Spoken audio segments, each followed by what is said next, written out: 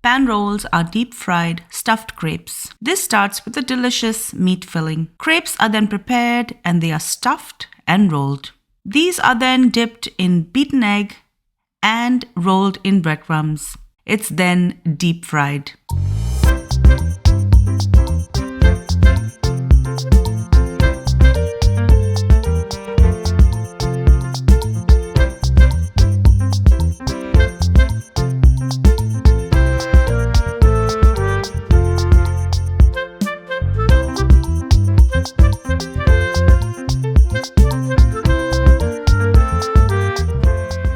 Here's a great meat filling you can use for so many recipes. Start with some oil. I'm going to allow this to heat up and then I'm going to add in 2 cups of sliced onions. I'm going to allow my onions to get nice and golden brown.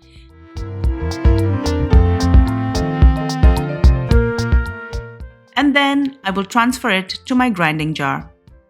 Allow the onion to cool and then grind it to a paste. I'm going to add the onion paste back into the pan. I'm going to follow this with 2 green chilies that I've sliced and 2 tablespoons of ginger and garlic paste. I'm also going to add 3 small tomatoes that I finely chopped. Add 1 teaspoon each of chili powder, garam masala, cumin powder, and I'm also going to add half a teaspoon of turmeric. Saute everything well together. I'm going to add in 2 cups of water, salt to taste, and 1 tablespoon of crushed pepper. Allow this to come to the boil. Once the liquid is boiling, I'm going to add in my meat. I've got 1 kilo or 2.2 pounds of ground beef. You can also add ground lamb or ground chicken. Break this up and cook the meat till all the water evaporates.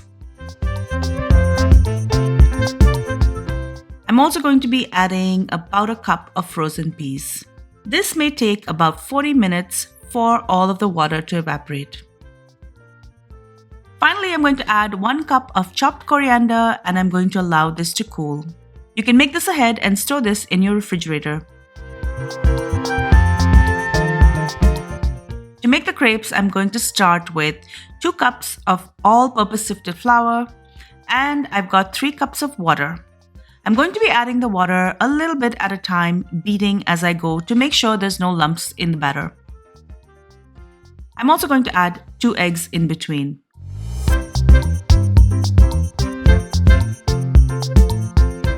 I'm going to use most of this water and I'm going to save about half a cup for later as the batter will start to thicken as it sits.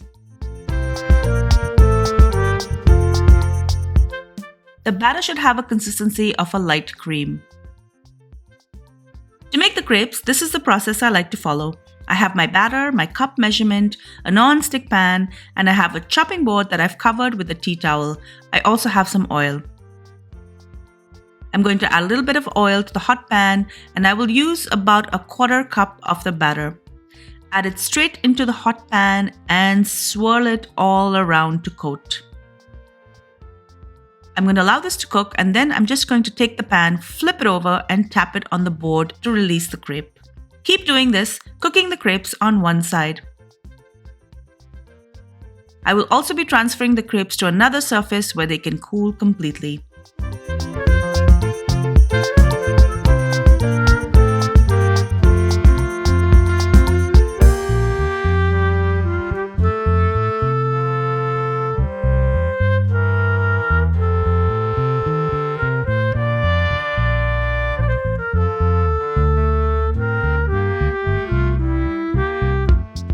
This batch should make about 20 to 22 crepes. To make the pan rolls, place the crepe down, cook side down, and add about 2 tablespoons of the filling towards the top of the circle. I'm going to fold the sides over. Now, since we've only cooked one side, the other side is semi-sticky and it's easy to hold together when you fold. Fold over the top, tucking the filling in and make sure that the filling is nice and tight and then simply roll. Again, since one side is semi-sticky, you will not need to add anything to seal the pan roll. Roll the whole batch and keep it aside.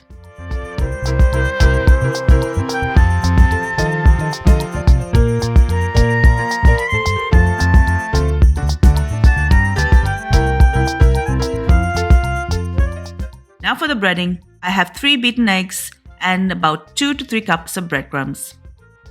I like to use the one wet, one dry hand technique. Dip the pan roll in the egg mixture first, then drop it into the breadcrumbs and with your dry hand, cover it with the breadcrumbs to coat.